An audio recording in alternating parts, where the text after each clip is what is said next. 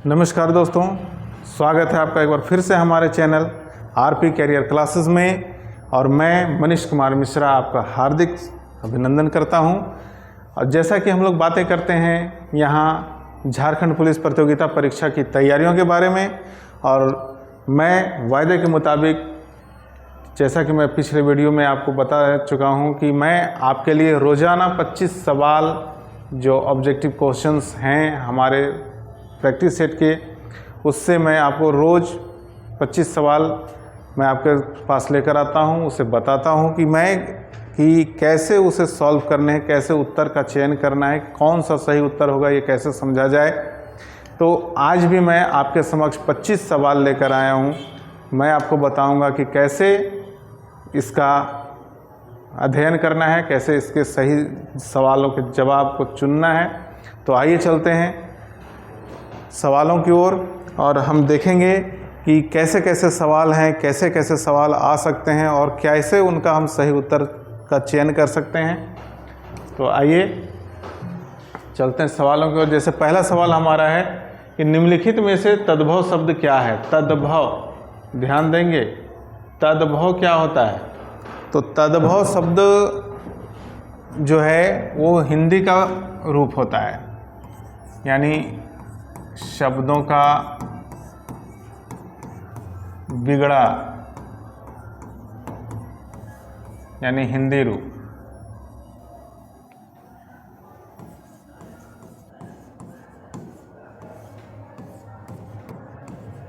यही है तद्भव, शब्दों का हिंदी रूप। यानी हिंदी रूप बिगड़ा हुआ, शुद्ध रूप जो हमारा होता है वो तत्सम रूप होता है। तो तत्सम की बात न करके यहाँ तद्भव की बात हो रही है। तो हमारा जवाब होना चाहिए ऐसा कि जो शब्दों का बिगड़ा हुआ रूप होता है, यानी हिंदी रूप होता है, वो तद्भव कहलाता है। अब इसमें हमें ये देखना है कि कौन सा शब्द हिंदी रूप है। जैसे वानर संस्कृत है, पित्त संस्कृत है, घोटक भी संस्कृत है, तेल ही एक ऐसा शब्द है जो हिंदी है। यानी सही जवाब हमारा हो जाएगा तेल, नंबर 2। अगला सवाल है कि हवा का पर्यायवाची शब्द है, यानी हवा का पर्यायवाची शब्द क्या क्या है। तो जैसा कि है समीर, समीर मतलब हवा होता है, इसलिए इसका सही जवाब हो जाएगा 2।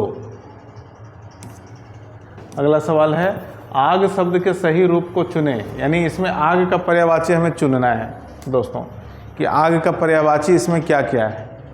तो अगन नहीं है, अग्नि नहीं है, अग्नि नहीं है, अग्नि है, यानी अग्नि आग का पर्यायवाची रूप है, इसलिए सही ऑप्शन हमारा है 3। निम्न में से कौन सा जंगल का पर्यायवाची शब्द नहीं है। अब यहाँ हमें ये देखना है कि कौन जंगल का पर्यायवाची शब्द नहीं है। तो विपिन है, कानन है, बयाबान है, लेकिन प्रवीण नहीं है। प्रवीण जंगल का पर्यायवाची शब्द नहीं है, इसलिए सही उत्तर हो जाएगा 3। अगला सवाल है अविचल का विलोम निम्न में से नहीं है। यानी अविचल, अविचल का मतलब होता है जो एक जगह जमा रहे, तो उसका विलोम क्या होगा। तो चलने वाला, लेकिन ये पूछता है कि अविचल का विलोम नहीं है। तो विलोम नहीं है तो वो कौन सा होगा, जड़ होगा, क्योंकि जड़, जिसके जड़ हैं वो कभी हिलता डुलता नहीं है, इसलिए सही जवाब हमारा हो जाएगा 1। अगला सवाल है असफल का विलोम शब्द क्या होगा। तो ऐसा तो हम लोग सभी जानते हैं कि असफल का विलोम सफल होगा, ये आसान शब्द है। अगला सवाल है बच्चा का भाववाचक संज्ञा क्या होगा, यानी बच्चा का गुण क्या होता है, भाववाचक क्या होगा। तो बच्चा का गुण होता है बचपन, यानी जिसके पास बचपना होता है वो बच्चा होता है, इसलिए सही जवाब होगा नंबर 4। अगला सवाल है हवा चल रही है, इस वाक्य में क्रिया क्या है, यानी कौन सी क्रिया है। क्रिया के बारे में हम लोग जाने हैं आकर्मक क्रिया और सकर्मक क्रिया, लेकिन नहीं, इसके अलावे भी बहुत से भेद हैं क्रिया के। तो हवा चल रही है, ये किस तरह का क्रिया है, ये क्या किस तरह का क्रिया होता है ये। तो यहाँ गौर करेंगे दोस्तों, क्योंकि हवा को चलने के लिए किसी की अनुमति की ज़रूरत नहीं है और ना ही वो किसी की अनुमति से चलती है। हम लोग जब चाहें तब हवा नहीं चलती, या हम लोग जब चाहें तब हवा नहीं रुक जाती। हम लोग जैसा चाहें वैसा हवा नहीं चलती, वो अपने मूड पर है, यानी उसका नियति है चलना, अपने गुण के अनुसार वो चलती है। इसलिए इसका सही जवाब होगा कि नित्यता बोधक, यानी वो अपने नीति के अनुसार चलती है कि उसको चलना है, बस किस मौसम में कैसा हवा चलना है, ये उसका सब नीति बना हुआ होता है। इसलिए ये नित्यता बोधक क्रिया विशेषण होगा, ऑप्शन 4। अगला सवाल, भाववाचक संज्ञा बनाई जाती है किस चीज़ से? जातिवाचक संज्ञा से, विशेषण से, क्रिया से, कि सभी से? तो सही जवाब होगा सभी से, क्योंकि इन सभी से हम भाववाचक संज्ञा बना सकते हैं। अगला सवाल, निम्नलिखित में से पदबंध की विशेषता नहीं है। तो पदबंध, जब हम लोग पद की रचना करते हैं तो उसे बांधा जाता है टेर से, तुकांत से। तो इसके आरंभ में अधिकतर की जितना आदि होते हैं, ये इसके पदबंध नहीं हैं, यानी किसी पदबंध की विशेषता में ये सब वाक्य नहीं होता है। इसलिए सही जवाब हमारा हो जाएगा नंबर 4।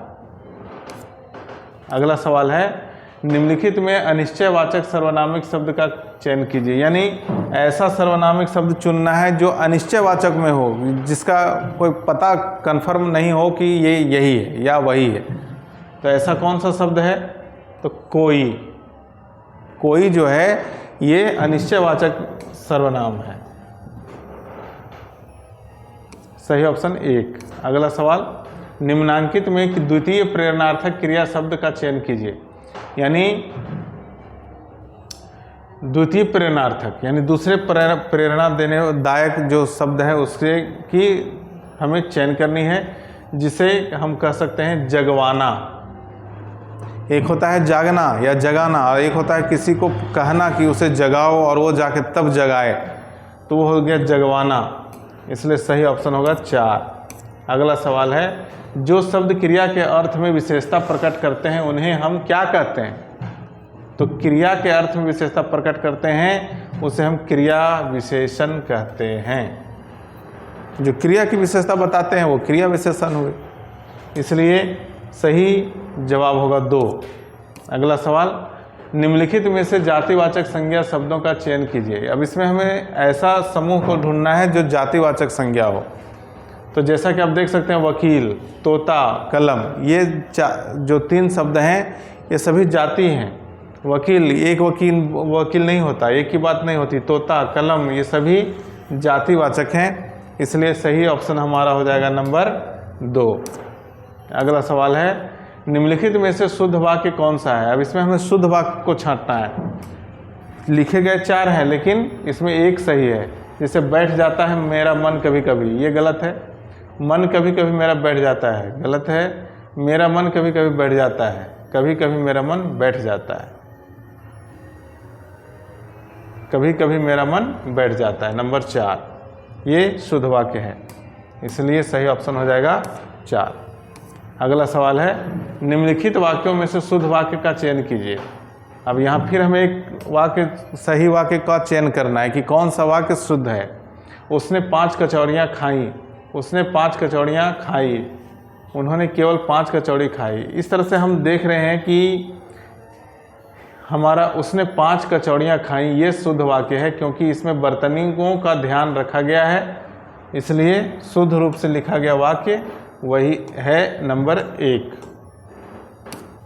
अगला सवाल है, दिए गए वाक्यों में से वर्तनी की दृष्टि से अशुद्ध वाक्य क्या है? अब यहाँ वर्तनी की दृष्टि से हमें देखना है कि किसमें अशुद्धि लिखी गई है। लिखने में कुछ अशुद्धि है। तो संगीत कक्ष में विविध वाद्य यंत्र रखे गए थे, यानी यहाँ देखेंगे आप, ये वाद नहीं बल्कि ये वाद्य होता है। तो शुद्ध रूप होता है वाद्य, ऐसा वाद्य, इसे ऐसे या ऐसे लिख सकते हैं। इसलिए ये गलत है, यानी अशुद्ध है। इसलिए हमारा सही ऑप्शन हो जाएगा 3। अगला सवाल है कि दिए गए वाक्यों में से वर्तनी की दृष्टि से शुद्ध वाक्य कौन सा है? यानी मुझे इस आदमी का पता मालूम नहीं है, बच्चे को पौष्टिक आहार चाहिए। तो शुद्ध वाक्य हमें ढूंढना है, तो बच्चे को पौष्टिक आहार चाहिए, ये बिल्कुल शुद्ध वाक्य लिखा गया है, इसमें बर्तनियों की कोई त्रुटि नहीं है, इसलिए सही ऑप्शन हो जाएगा 2। बर्तनी की दृष्टि से कौन सा शब्द शुद्ध है? अब यहाँ हमें ये देखना है कि शुद्ध कौन सा शब्द है। तो जैसे कि यहाँ देख रहे हैं विभीषिका, ये अशुद्ध है, वागेश्वरी अशुद्ध है, दवाइयाँ अशुद्ध हैं, लेकिन अपराध का सही विलोम होता है निरपराध, इसलिए ये शब्द सही है, इसलिए सही ऑप्शन हमारा होगा 1। अगला सवाल है, वह मैं ही हूँ जिन्होंने तुम्हें बचाया था। यहाँ दोस्तों ध्यान देंगे कि वह मैं ही हूँ जिन्होंने तुम्हें बचाया था, जिन्होंने का शब्द का प्रयोग किया जाता है थर्ड पर्सन के लिए, यानी अन्य पुरुष के लिए, और यहाँ प्रयोग किया गया है प्रथम पुरुष में, यानी फर्स्ट पर्सन के लिए, इसलिए जिन्होंने तुम्हें, यानी ये बात यहाँ त्रुटिदायक है, यानी ये अशुद्ध है, इसलिए सही ऑप्शन हमारा होगा 2। अगला सवाल है, वह हथियार जो हाथ में थाम कर चलाया जाता है, वाक्यांश के लिए एक शब्द क्या होगा?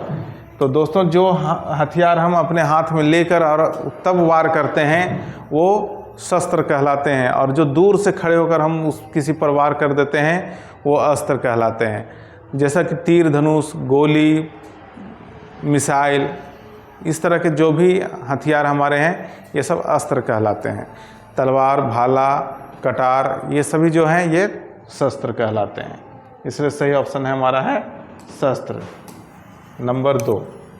अगला सवाल, जो पढ़ा न जा सके उसके लिए एक शब्द में क्या कह सकते हैं हम? यानी जिससे हम पढ़ नहीं सकते वो क्या कहलाएगा? तो वो अपठनीय कहलाएगा। जिसे हम पढ़ नहीं सकते हैं उसे हम अपठनीय कहते हैं, इसलिए सही ऑप्शन हमारा होगा 2। अगला सवाल है, निम्नलिखित लोकोक्ति या मुहावरे का क्या आशय है? यानी घड़ों पानी पड़ना, इसका सही मतलब क्या होता है? तो ऐसा कब होता है जब घड़ा भर पानी हमारे ऊपर उड़ेल आ जाए, तो घड़ा का पानी ठंडा होता है और ठंडा पानी हमारे शरीर पे आ जाता है तो हम सिकुड़ जाते हैं, यानी शर्मिंदा हो जाना इसका सही जवाब होगा। घड़ों पानी पड़ना का सही जवाब होगा शर्मिंदा होना, इसलिए सही ऑप्शन हमारा 4। अगला सवाल है, निम्नलिखित प्रश्न में दिए गए 4 विकल्पों में से उस विकल्प का चयन करें जो दिए गए मुहावरे के अर्थ को सर्वश्रेष्ठ रूप से व्यक्त करता है। अब मुहावरा हमारा है कि 1 और 1 11 होना, यानी ये क्या इंडिकेट करता है, क्या निर्देशित करता है कि 1 और 1 को मिलाए तो 11 हो गया, यानी एक संगठन, एक समूह की तैयारी में लगे हुए हैं, तो ऐसा बताता है, इसलिए इसका सही ऑप्शन हो जाएगा संगठन में शक्ति का होना, यानी लोग बढ़ रहे हैं तो संगठन ताकतवर हो रहा है, इसलिए नंबर 1 सही होगा। निम्नलिखित प्रश्न में दिए गए 4 विकल्पों में से उस विकल्प का चयन करें जो दिए गए मुहावरे के अर्थ को स्पष्ट रूप से व्यक्त करता है। फिर यहाँ एक मुहावरा हमें है, चने की झाड़ पर चढ़ाना, यानी चना का झाड़ पर कैसे चढ़ा जा सकता है, ये होने वाली बात नहीं है, लेकिन मुहावरा है कि चने की झाड़ पर चढ़ाया जाना, आखिर ये किस बात को इंडिकेट करता है? तो इसमें हम कह सकते हैं कि किस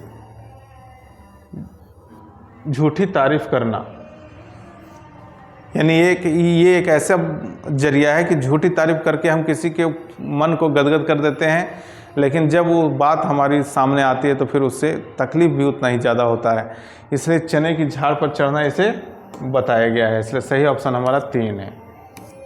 अगला सवाल, तो इस तरह के सवाल हमारे पास हैं और मैं रोज़ाना हर वीडियो में आपके लिए इस तरह के सवाल लेकर आता रहता हूं, और वायदे के मुताबिक मैं हर रोज़ आपके लिए एक नया चैप्टर लेकर हाजिर होता रहूंगा।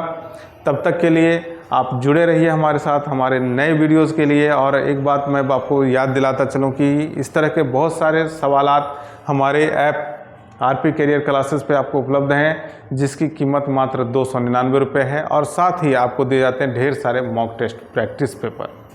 तो जुड़े रहिए हमारे साथ, बने रहिए हमारे साथ, और मैं आपकी परीक्षा की तैयारियों को बेहतर बनाने का बेहतर प्रयास करता रहूँगा।